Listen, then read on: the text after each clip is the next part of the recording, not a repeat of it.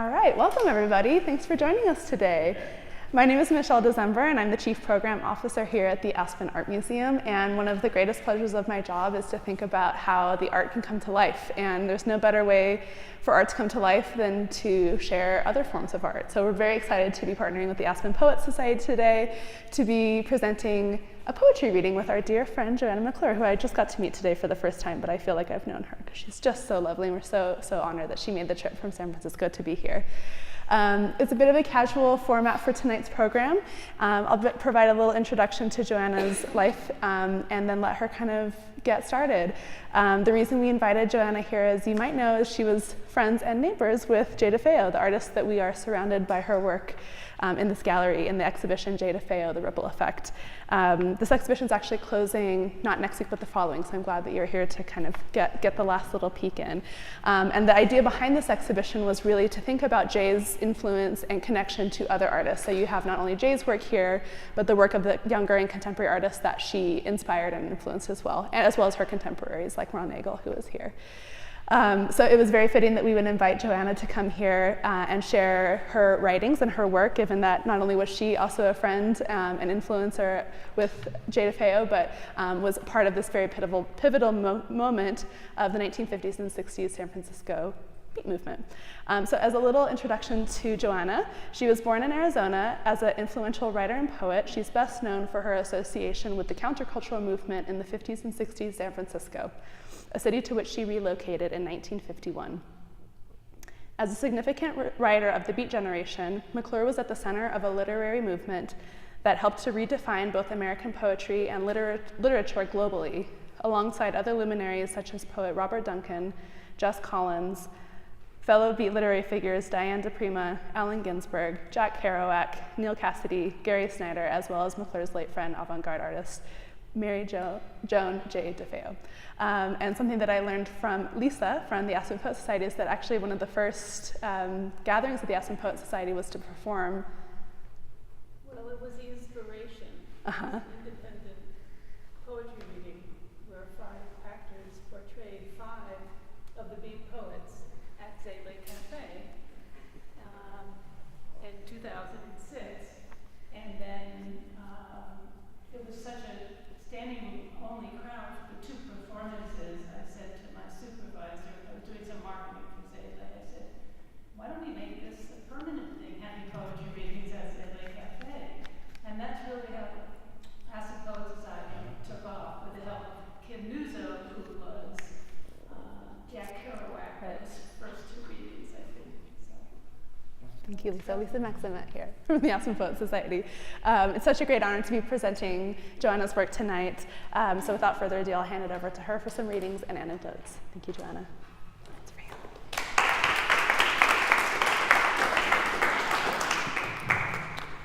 Well, I must say, it was a delight to arrive yesterday, see everything all sunny and beautiful, and look at the mountains, and then wake up this morning and have the snow falling down all around me. I thought, oh, this is, I didn't realize it would be gone by now, but I was quite thrilled, because it's a, Aspen is just a lovely spot, and this is my first time here.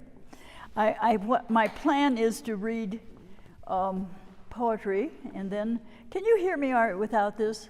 Because I can, yeah. All right, it'll be easier for me to turn pages if you can hear me all right. Yeah, I thought I would read my poetry, some of it, and then maybe leave room for questions around that, and then go on to a discussion of Jay's paintings and what I knew of her in the years that I lived in the flat above her. So actually, this book of mine is arranged according to the 50s, the 60s, the 70s, the 80s, the 90s, and the 2000s. And at that point, we stopped and it got published. But I brought a few new poems as well. So at the very beginning, I did a few translations, and I'm going to begin there. This is one by Gerard de Nerval, and I did it just simply, not from any knowledge of French, but from working with a dictionary and doing it word by word. It's called The Black Point. He who has faced the sun steadily believes he sees before his eyes, flying obstinately all about him in the air, a livid spot. Even so, all young, still, and even more audacious, I dared fix my eyes one instant toward glory. A black point is settled on my avid eye. Since then, mixed with everything, like a sign of gloom throughout, on each spot which stops my eyes, I see it poised also, the black spot. What, always between me and happiness forever? Oh, no one but the she-eagle, bad hour for us, bad hour, beholds the sun and glory with impunity. Loss. Well, wait, there's one more. I'll do them in order. Endless. May of this year began the revelation of the circle, the endless line, the endless motion, the perfected beauty. Loss. There are not enough curving, dusty roads left to hurl myself against. The loss, the loss. Drunkenness is then also, and cicadas. The stars so bright, blaring out in the space between the leaves, the road momentarily lost. A separate life. Time lives a separate life. It continues, I come, I go. Neither of us records the other. The feast. There was your presence, your words, du boon. An instant answering, strange new sensation arose within me. I sent my soul back across the long, long table. Taut, it made the others disappear as it stretched towards you. Boon do, you echoed. My heart thumped time deep inside my stomach as this mystery, still unsolved, uncoiled before me. And then one poem that didn't make it into the book. There were a lot that didn't, but this one was from the early days when I was working with children. It's called Male, Female. Trivers, Devore, Maccabee, Jacqueline, and 500 children later, I ponder still the difference. Trivers' research says males compete, females choose. But sharing this insight, I find she wishes to compete. He to choose. 2-year-old Willie wants to wear barrettes to be as beautiful as 3-year-old Catherine. The power vacillates, changes hands, only the jealousy remains constant. And then getting on, as the book goes, you get later and later. This is to a mattress, velvet, and wolfskin. Beautiful bed, I lay there, rumpled wolfskin. I shed you. You rested, you comforted me. And your folds are dark brown, filled with the love my form and yours assumed. My sensuality, my body, your contours, your life force. Together we entwined, created this forever pattern.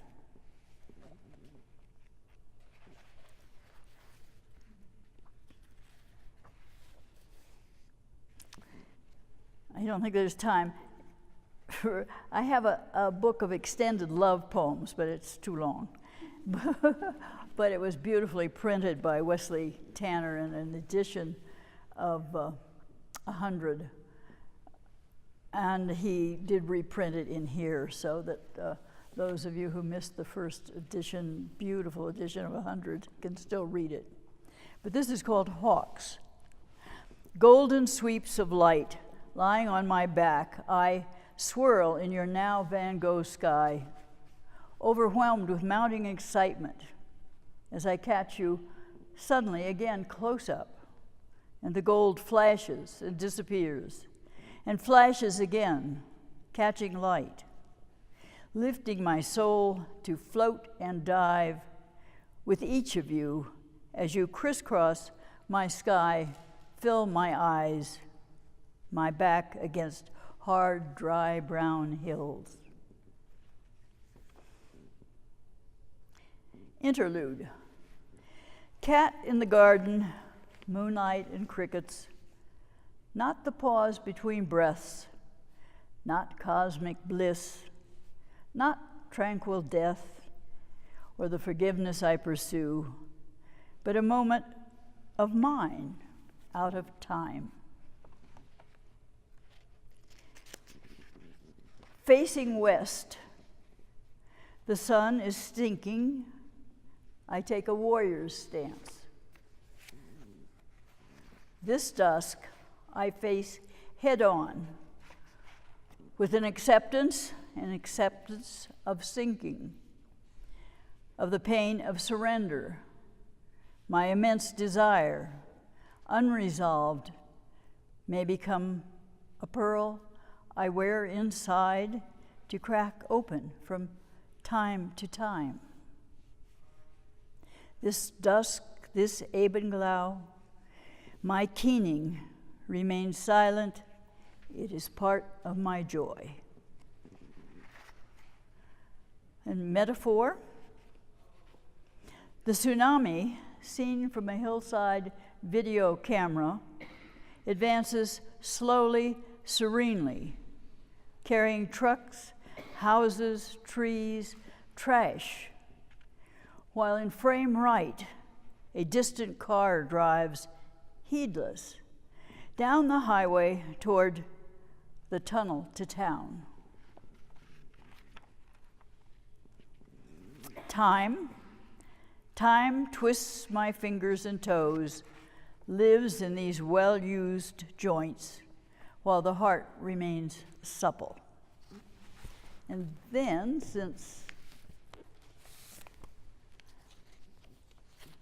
I have occasionally written poems since then, this one is called Time Passing, and it was written in 2016. Is there then no poem for 85? It is the beginning of the end. Before, I chanted for what was there in endless eternity. Now I stride headlong into the next 5 years. Still, the waves buffet less so, and strength feels stronger. I chant to die with a clear mind, ambulatory and useful. And I have no idea what to make of anything. And then the last one, since that extended love poem is one of my favorites, but it takes a long time to read, so I'm just reading you a last poem, which was September 2017. I see that was just a little over a year ago. Love, for H.F. I wondered way back then what I might fall in love with next. The first was a black cat, one who fetched bottle caps, ate green beans at the table with me, and slept with me at night. Slept next to my bare skin with that silky smooth black fur, and who is still with me in all those needed passwords. Next, the white ferret, Odysseus, always bright, expectant, curious, without fear, who died so gracefully, slowly moving less and less, eating less and less. My Mahatma Gandhi, still licking tasty vitamins from my finger, until one day he stopped moving. And then, long after, you came along. I'm still breathless. So that's. Do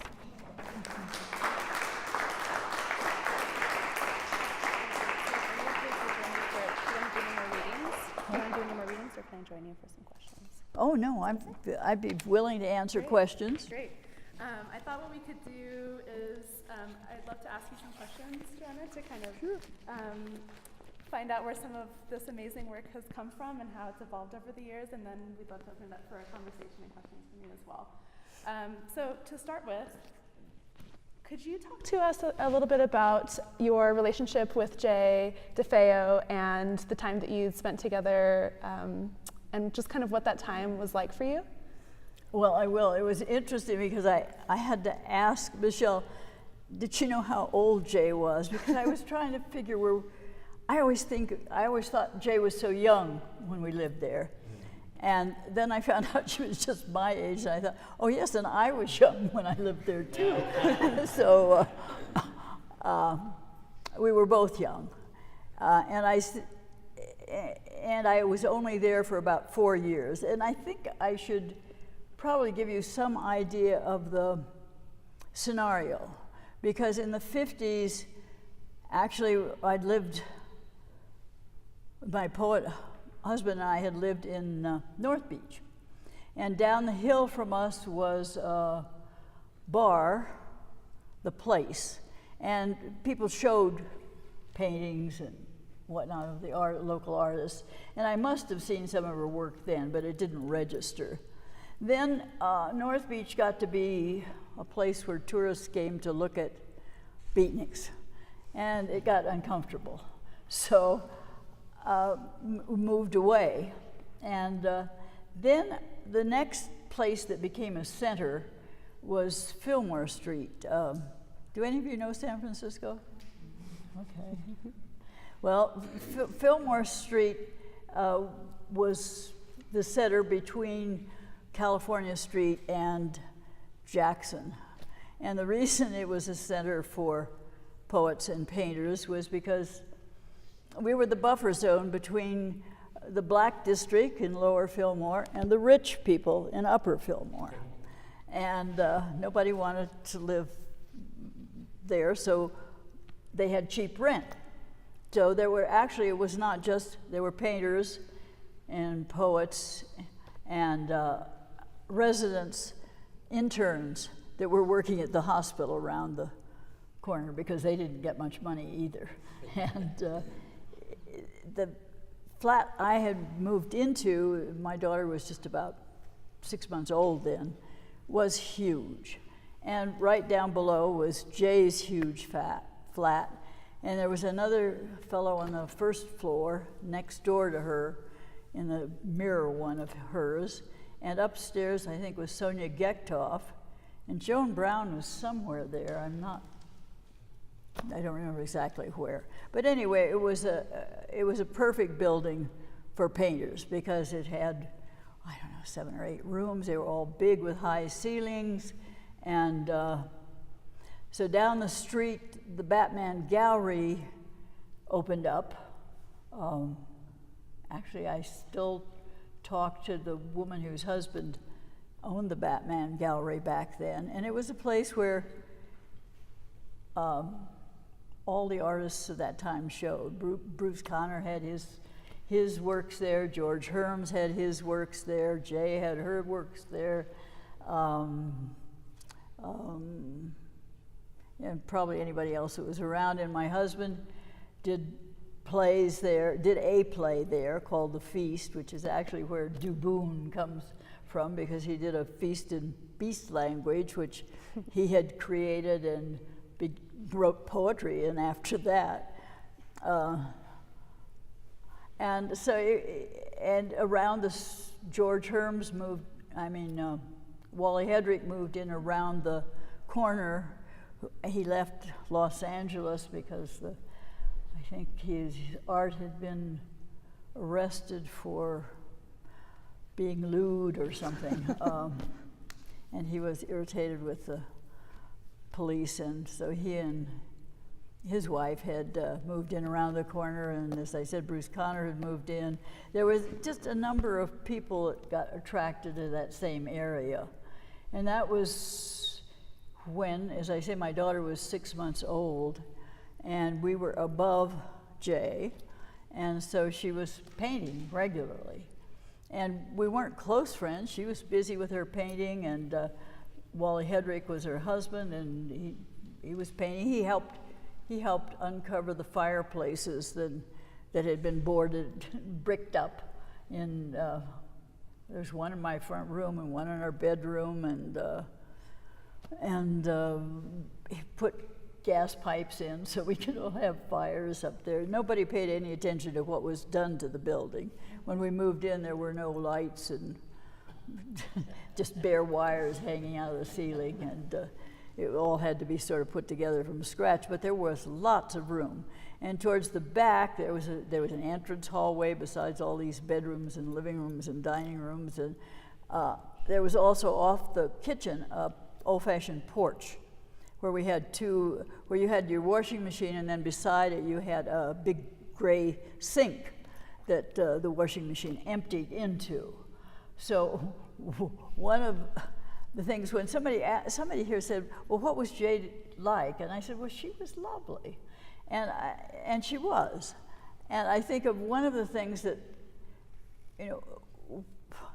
what could be nicer than the fact that periodically there'd be a sock or something that got stuck in the drain of the old gray sink. And at that point, the water coming out would rise to the top and overflow down into the place below, which is where Wally and Jay kept their paintings. And I would be unconscious of this, and I would hear a little tap, tap on my door. It would be Jay, and she would say, excuse me, I hate to bother you, but you're tripping on our paintings, and they're like our children. And I felt, and I would just race away feeling terrible, but she was so sweet about it. And there were parties. There used to be, I think they took out a wall between her flat and the flat next to it, and they would have large parties with lots of drinking, and I forget who the guy was that they connected with. But anyway, it was a collection of painters, and it was the 50s when people were trying to break through the restrictions of the 50s, and so my husband wanted to write about the tragedy of adolescent sexuality, and I wanted him to write about the tragedy of marriage. Anyway, it was a time of trying to break through those barriers, and I remember once when Wally Hedrick he did a lot of photography, and so they were, I don't know where it is, but Jay had posed naked, and everybody was going down to the show to see Jay naked in whatever poses she gotten into. I don't know whether this is still available in books or whether they edited them out. I think I saw them somewhere, a few of them. Yeah, I've seen one somewhere. Okay, but I remember thinking, well, I know Jay, but I don't really need to go see that show. I'm glad everybody's breaking barriers, but that wasn't necessary. One of the things that seems the most kind of touching about this moment in time is the sense of connection and community that is really forged across artists and writers, and that sense of being able to break through and make a change with others, and looking around this gallery and seeing how many times that not only artists are responding to Jay's work, but even Jay's responding to her own work. I'm really interested in this idea of kind of collapsing in order to break out. And so I'm wondering if that has been something you found in your own writing and your own work, if how you kind of find that forward motion through collective effort with others. Well, actually, it's probably not proper to say I was part of the poetry scene. I was there. I was surrounded by poets. You know, Diane DePrima would come stay with us. She and I would trade babysitting. And there was Allen Ginsberg and Kerouac, all the known figures. But frankly, that was not my interest. I wrote a few, that's why there are not many poems from the 50s. I wrote a few late at night, but I had just had a child, and it was, I had always thought it would be an easy thing to do, and it would come naturally. It did not. It just threw my life into a conundrum, and it was hard enough, you know, as far as finances or anything like that. There was no money, but I had become interested in reading about infancy, and I did feel at a total loss as a mother. And there was no one around. There were no old aunts or grandmothers to kind of say, oh, it's okay here, this is all right. So I was in the middle of a lot of suffering, but I was also reading a lot and about development and reading Erickson's Stages of Life and thinking, oh, this first stage, that's when they need to be, you know, given lots of security and love and surrounded by this. And here she was in the middle of this crazy family.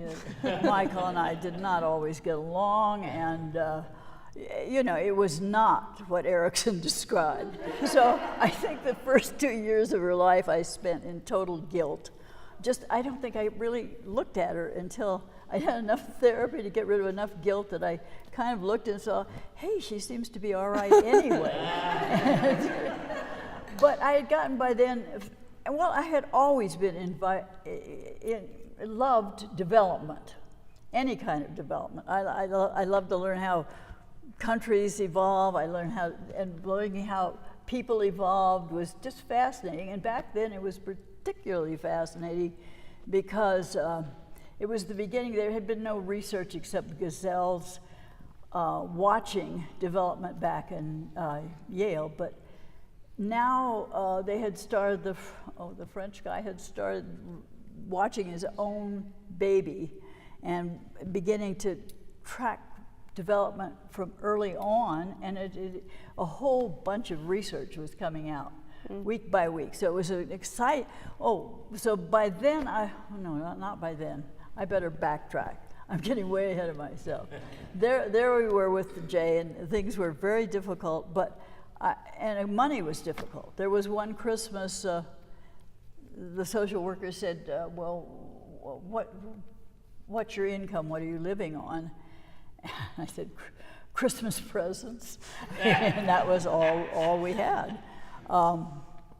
And so I had a job at one point. Michael would get jobs off and on, and I had gotten one at the hospital. It was later in the evening, and there was a period when he was not home and I was not home, and Jane was about 6 months old, of an hour where I put her down to sleep and asked Jay to babysit for me. And so she said yes. You know, I paid her something minimal, I'm sure. And it was easy because all she had to do was listen, and when my daughter woke up, she'd go upstairs and get her and bring her downstairs or feed her upstairs or whatever. And I remember at one time saying, oh my goodness, she's got us calling hot dogs gagas, and we don't even like children. But she was there nonetheless, and was able to do that. And then I would see her get dressed up, I remember, to go out and look. I mean, mainly she was there in her old clothes with lots of paint all over her. And if you walked in, you could see her Christmas tree that was still there until Easter. She really loved Christmas. And but she did for a month or two take care of my daughter, and you know, did it adequately. She also, though, when she was getting dressed up to go out, I remember it was a time of experimentation. I remember saying something about Wally, where she's going, and Wally said, well, I don't know, she has a date. So I don't know, but she was very pretty, and they loved to listen to Frank Sinatra. And I remember thinking, back then I thought Frank Sinatra was very peculiar, and I didn't get it at all. So nowadays, just lately, I've been listening and thinking, oh, that's lovely. Listen to that. But it's kind of incredible how time can give us this sense of perspective. A different right? perspective. Yeah, time actually came up a couple of times in the readings that you shared with us today, and you know, one of the things that I think is the most incredible powers that art has is that it lives beyond any one moment in time, and we can revisit it in an exhibition, in a book. And so I'm curious kind of what it's like to, in October 10th, 2018, be reading pieces that you've written years ago in a very different time, in a different place. What's it like to revisit things in a different moment in time? How has time kind of left an imprint on you? It's really interesting to read it, because those were I never intended to be a poet. I was fascinated by early childhood development. I spent 30 years directing a preschool and teaching parents about early childhood development, and it was my passion. And I wrote poetry more as I had more time, but usually alone, and only, it was like my snapshots. If there were particular moments that I wanted to catch, I would usually find time to go off by myself, or they would come to me when I was alone, and I could get them. But when, then I had a friend who was had been an editor for the very fancy press in San Francisco, and he retired and said one day, well, you must have enough poetry for a book. Why don't I look it over? And I said, well, if you want to. And I remember bringing him in a box, just this load of things that said, here, you know, because they were, some of them were typed, some of them were not. It was a hodgepodge. And he said, well, this will be fun. We'll go through, and I'll put them all on computer, and you can come over at noon, and we'll go through them, and you can correct any things, because my writing wasn't always very good. And we did this, and he said it'll be fun for me, because I'm retired now. And so we did this for some time, until he had all my poetry together. And we would sit down, and I would, you know, go over certain words, and he would make sure that I made a title for them and put a date, which was more or less, because I didn't always date them. And finally it was all together in this large stack. And then he got sick, and Christopher Wagstead took and lived with his, I went through it the other day, and it's hard for me to go through.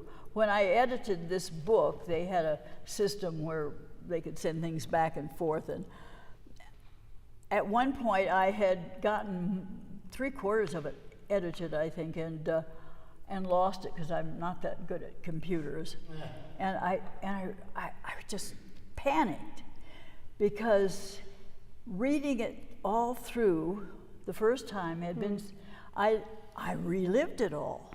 And I mean, just literally, I did look when they told me what I had to ask about commas or something, I would pay attention, but mainly every time I read one of those poems, it brought back the whole time to me. And when I thought I'd lost it, I remember thinking, I don't know, maybe I can't do this book, because I can't read it again. I can't go through it again. I can't do this again. It's just been too terrible. And fortunately, the guys downstairs who had helped me set up this whole system for editing came up, and they had told me you're supposed to back up things, and I'm not good. I had never backed up anything. And I thought it was gone, but they came up, and I don't know what they did, but he fished it back out of somewhere. So then the book was able to be finished. But it wasn't, as I say, my life was not, I was surrounded by poets, but that was not the central part of my life. And it was my husband, actually, who wanted, he was very much into style and what looked good, and he thought it wasn't very impressive to be a director preschool. You know, he just didn't fit into his plan of great artist. So he's the one that pushed me, because he knew I had written some poems. And that first book that I gave you of Wolf Eyes was because he had pushed me and made me go through my poetry. And I remember I tried to sort them out, and I had no idea how. I put a 1 by the ones I liked best, and a 2 down to 5, and sort of grade them, and then shuffle through them. And I don't know, I finally ended up with that book of poetry, which I think he also hoped that I would be a popular poet and make money, and then we wouldn't have to worry about money anymore. But it was, all the poems, books of poetry have been more or less incidental, more or less like snapshots or memoir. I think of this as book as a memoir in short lines. Yeah. And it is interesting to look back, and I don't have much of a sense of the flow, except one woman said, it does seem to me your poems have gotten quieter with the years. So I'm not much a judge of my own. But, that's all I can think of about as far as time, except that every time I reread them, I remember, right. That's what that was like. Or, wow, that was wonderful. And my extended love poem is marvelous to read, because I can go back and just relive every one of those love moments in my life, and it's long. That's beautiful. Yeah, and it's also the only piece of writing that I ever intended.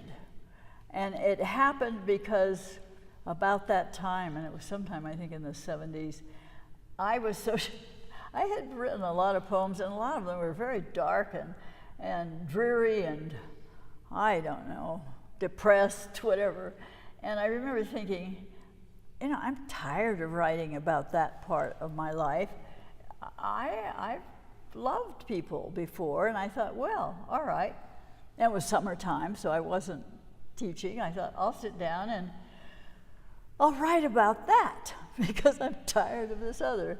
And I did. I would sit down every day, and I would sort of remember one great love, and I would sit and pick some of the highlights out of that and do it. And I think a few got 2 paragraphs, but usually about 1 paragraph.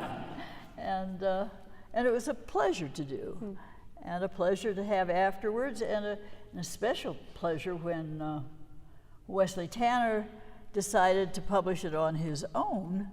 And he had beautiful paper and hand press, and each cover was hand dipped and hand bound. And he'd said, do you want 1,000 copies? Because he was publishing this one. He said, do you want 1,000 copies to get out there, or do you want 100 in special edition? And I've always loved the special edition books, so I think that's a good choice. Right. Yeah, it's a good choice to take care of your work. Yeah. And we have a lot of people in the room who care about your work and are writers themselves, so I'd love to open it up to questions or comments. I'm going to pass the mic to you so we can hear what you have to say. Hi. I'm wondering, even if you weren't that oriented toward writing, hold it up in front, because I can. Say it again. Even if you weren't oriented toward writing at the time in those 50s and 60s, and even if you found yourself swept up in motherhood, which I really can understand, I'm wondering how you felt about being part of that crowd, or being surrounded by that beat crowd, or just that crowd that was breaking the norms. Did you feel like you wanted to challenge that? Did you feel inspired by that or energized by that group of people? Were you caught up staying up all night discussing things, and was that something that was exciting for you personally, or were you just kind of swept along by it because your husband was in it, or how did you relate to that group of people personally? Well, actually, the poetry scene that was going on around, well, my husband wooed me and won me with, probably you can hear better than I can, but he wooed and won me with poetry.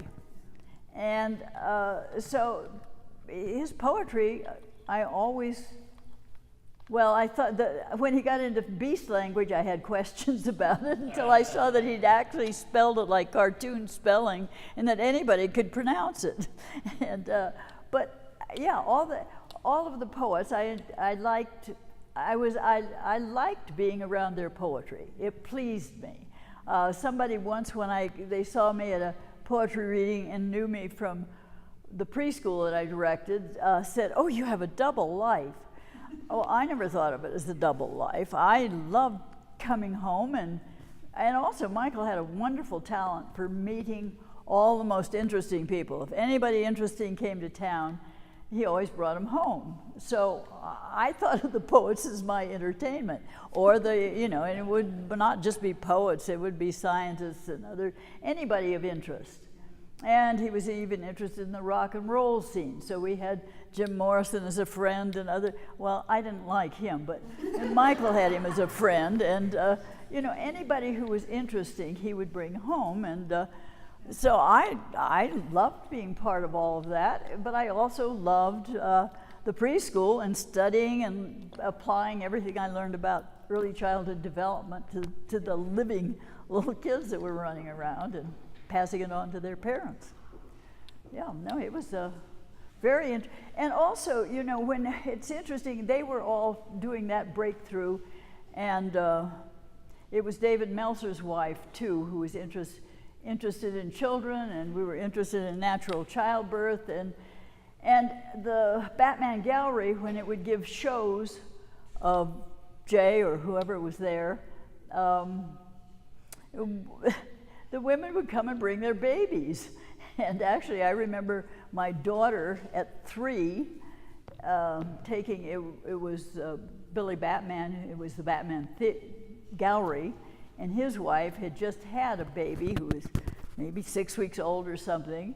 And I remember my daughter saying, "Oh, here," taking the baby to dress it and just grabbing its arms and stuffing it through. And I was kind of horrified, but the mother was very happy, and the baby didn't cry, so I guess it all worked. But so there was a contingent of women who were, well, we were interested in education, and that was the first, actually one of my first jobs in San Francisco was also working for Education for Childbirth, and it was the first natural childbirth films that were put out, and I got to edit a lot of women having natural childbirth.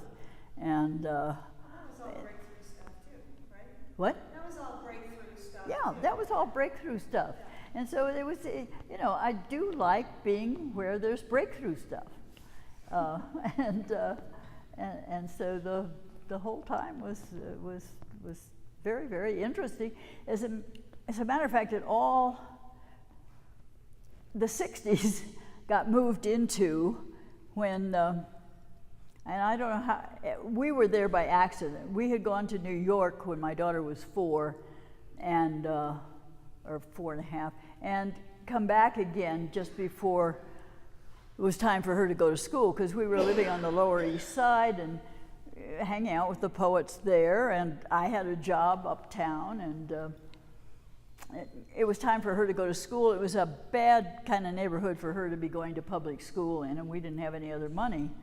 So I wanted to go back to San Francisco, where I had, at one time in my many odd jobs, I had taught at different schools in elementary school, and there was a good one near where they hate Ashbury now, and friends lived there and had a home there, and so they found us a flat around the corner that was in that district, and we moved back in there. Well, and it was a quiet district with little Russian stores and a jewelry shop and a dry goods store on the corner of Haight and Ashbury. And we'd been there just a few years, and And we were on Downey Street again, which is where all the blacks had gone after they'd been moved out of the Fillmore. They did one of those very ugly urban renewal projects that Jane Jacobs has written so much about. And they raised this perfectly lovely neighborhood that was down on Fillmore Street, and of course the blacks then they tore it down, and the blacks were out on Downey Street, which was the carriage alley for Ashbury, which was the upscale place, and it was filled with black kids. So my daughter was so glad to be able to go out and play on the street that I remember watching her thinking, well, we'll see how this goes. And first of all, she could go about 3 houses away, and there was a bay window I could watch and see, and there was a vacant lot right beside our house, and we were in the top flat. And she would go out there and play, and I'd see all the black kids would come, and I remember the little black boys that, they were calling her Ofe, Ofe, and she didn't even know what it meant, so she just kept playing. She was so happy to be around kids, and she was playing and doing everything. And I guess that didn't work, so then they thought, well, they better do something better. So they went and got little things that crawl under the rocks, little squiggly things with arms, and they brought them over to her and stuck them in her face. And she said, "Oh," because she had grown up with she was allergic to fur, so we'd gotten her all sorts of odd, creatures besides dogs and cats at that point. And so then they couldn't find anything else to bother her with, and they played. And so she gradually got so she could go further and further down the block, and she went to school there until she was, they said, Grattan, the really nice little school with a nice mixture of different social economic classes and different cultures and whatnot, got overcrowded. And the principal then, it was before integration, she said, because Grattan is overcrowded and in the interest of integration, we are taking this block, Frederick, and this Downey Street, and we are moving, and those were where all the black people lived, and we're moving them up the hill to Twin Peaks, which was all white and rich. And I remember thinking, oh, I don't know about her going up with all those rich kids.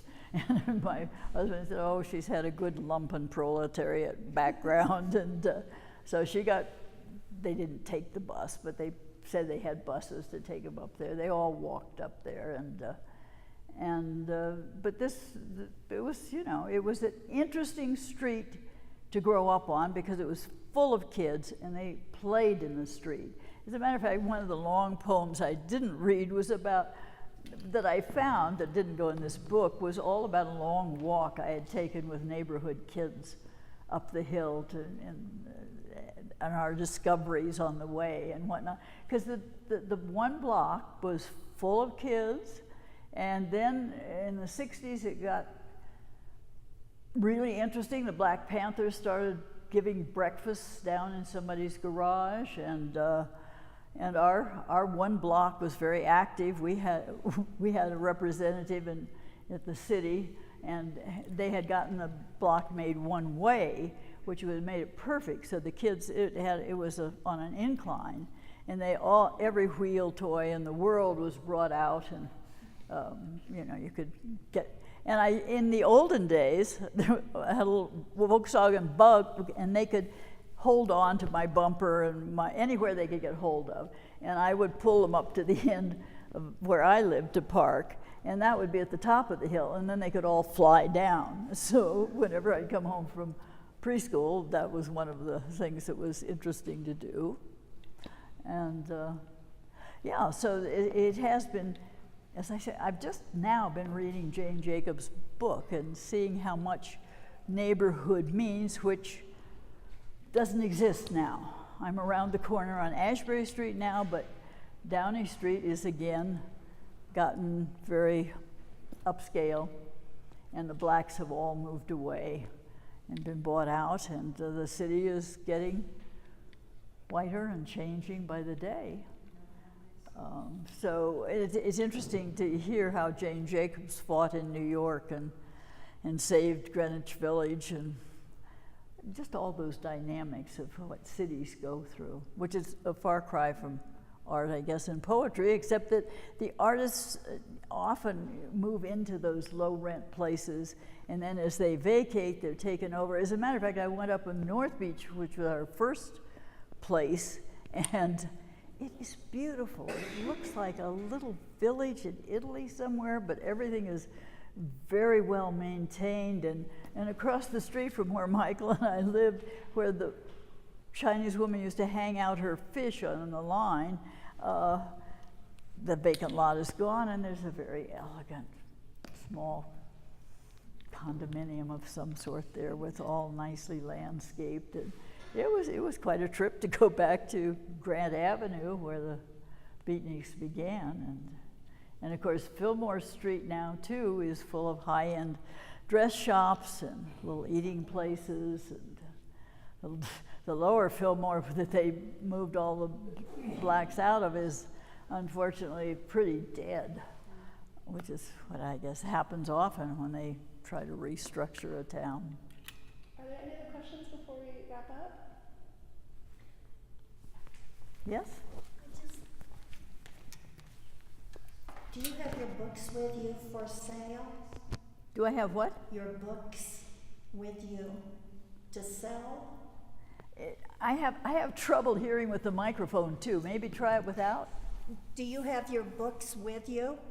Oh no! Actually, this book, a month ago when I told somebody about it, I said I think it's out of print, and she looked, and she said one copy on Amazon, and I don't know. This was just somebody I met in an eating place, so I don't know whether it's gone or not. But I think it's out of print by now, so I didn't bring any with me. I mean, I brought one of those for Michelle, but no, I didn't. I don't have. Well, I have some at home that I save for, I don't know, special people in my life that might come along, but. That makes it all the more special that we got to hear you tonight. So thank you so much, Joanna, for being here tonight. Thank you to the Aspen Poet Society for partnering with us. We have a few other events that we're putting on together next month, this month and next month, I guess next month actually. We'll be offering poetry writing workshops with C.A. Conrad, who's a really wonderful writer and poet themselves. And so we hope that you'll stay tuned for more information about that. And then we'll be closing out in early December actually with a poetry reading. So stay tuned either through our channels or through the Aspen Poet Society to find out more. Thank you so much for joining us and have a great evening. Yeah. Thank you.